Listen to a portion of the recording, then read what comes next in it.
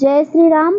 तो दोस्तों, आज की वीडियो में आप जानेंगे बुढ़वा मंगलवार व्रत की पूजा विधि और उसके महत्व के बारे में।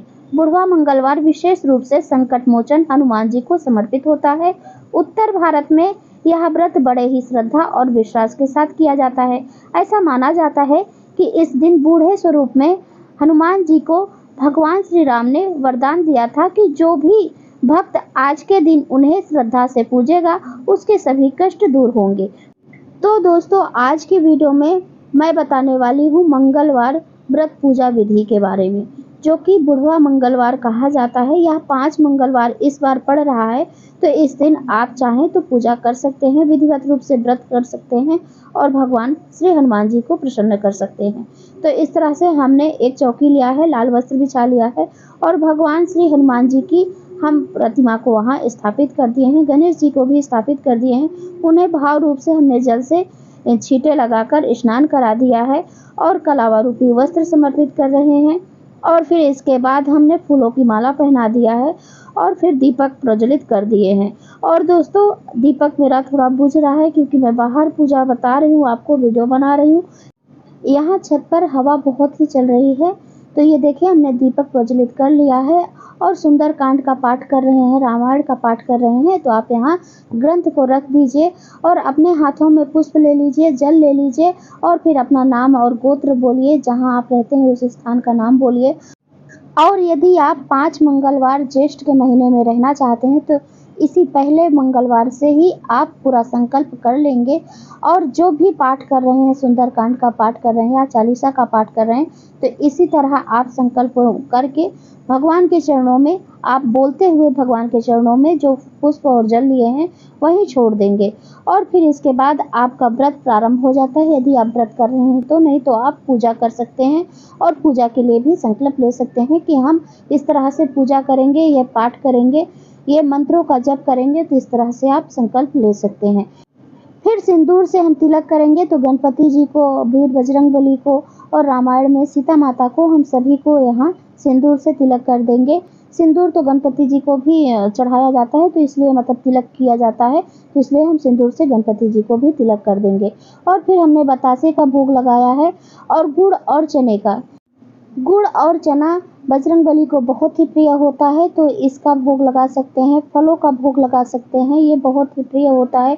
आप बूंदी के लड्डू का भी भोग लगा सकते हैं। जो मेरे पास था मैंने भोग लगाकर आप लोगों को दिखा दिया है। फिर इसके बाद जल घुमाकर आचमनी कर दें और फिर इसके बाद भोग लगाने के बाद आप पाठ कर लें। आप सुंदरकांड का पाठ करना चाहते हैं या चालीसा का पाठ करना चाहते हैं या मंत्र का जप करना चाहते हैं तो यही आप कर लीजिए। फिर इसके बाद आरती कीजिए, यानी आरती से पहले जो भी पाठ रहे संपन्न कर लीजिए। और यदि आपको हवन करना है तो आप हवन भी यही कर लें, फिर इसके बाद आरती करें। तो ये देखिए, हमारा पूजा संपन्न हो चुका है। हम यहाँ हवन नहीं दिखा रहे हैं आपको।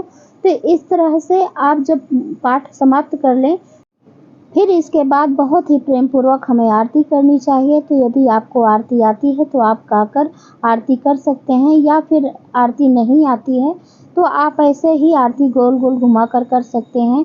या फिर कर्पूरे गौरम करुणावतारम संसार सारम भुजगेंद्रहारम सदा वसंतम हृदय अरविंदे भवम भवानी सहितम नमामि। ये तो ज़रूर याद करके ही रखिए। कोई भी आरती अगर आप नहीं करते हैं किसी भी देवी देवता का, यदि आप यह बोल देते हैं तो पूरी आरती संपूर्ण हो जाती है। फिर इसके बाद हमें कुछ दान दक्षिणा जरूर निकालनी चाहिए। तो ये देखिए, हमने थोड़ा सा गेहूं और उसके ऊपर पैसे रखकर दान के लिए निकाल दिया है। तो इस प्रकार से आप दान निकाल सकते हैं। और ये देखिए, फिर मेरा दीपक बुझ गया है, बार बार बुझ जाता है, हवा बहुत ही चल रही, तो इसे आप इग्नोर कीजिए। और ये देखिए, हमारी पूजा संपूर्ण हो चुकी है। और बुढ़वा मंगलवार का व्रत विशेष रूप से उन लोगों के लिए फलदायी माना जाता है जो जीवन में कष्ट, रोग, शत्रु बाधा या कोर्ट कचहरी के मामलों से परेशान हैं। इस दिन विधिवत हनुमान जी की पूजा करने से हर संकट का समाधान मिलता है और जीवन में सुख, शांति और सफलता आती है। आप यह पूजा सुबह भी कर सकते हैं, शाम को भी कर सकते हैं। बस साफ सफाई का जरूर ध्यान दें। यदि आप सुबह कर रहे हैं तो स्नान करेंगे ही, लेकिन यदि आप शाम को कर रहे हैं तो शाम को फिर एक बार स्नान करके लाल वस्त्र अगर हो सके तो पहने, या पीला वस्त्र। तो इस विधि से आप पूजन करेंगे तो आपको जरूर लाभ होगा और आपकी हर मनोकामना पूर्ण होगी भगवान बजरंगबली की कृपा से। तो इस तरह से पूजा कीजिए, हवन इत्यादि कीजिए। और देखिए, कभी भी जमीन पर नहीं बैठना चाहिए, डायरेक्ट जमीन पर, यानी जब पूजा करने बैठे तो कुछ आसन बिछाकर ही बैठें, और जब उठे तो थोड़ा सा पृथ्वी पर जल गिराकर और अपने माथों से लगाकर 3 बार ओम इंद्राय नमः, ओम इंद्राय नमः बोल कर ही उठे। क्योंकि इंद्र भगवान को वरदान मिला है कि जब भी यदि कोई ऐसे उठ जाता है तो जो भी उसका पूर्ण फल होता है वह इंद्र को चला जाता है। तो इसीलिए यह जरूर करें। और दोस्तों, यदि वीडियो आपको पसंद आया हो, आपके लिए उपयोगी है, तो लाइक और शेयर जरूर करें और चैनल को भी सब्सक्राइब जरूर करें। अब मैं मिलती हूँ अगले वीडियो में, तब तक के लिए जय श्री राम, राधे राधे।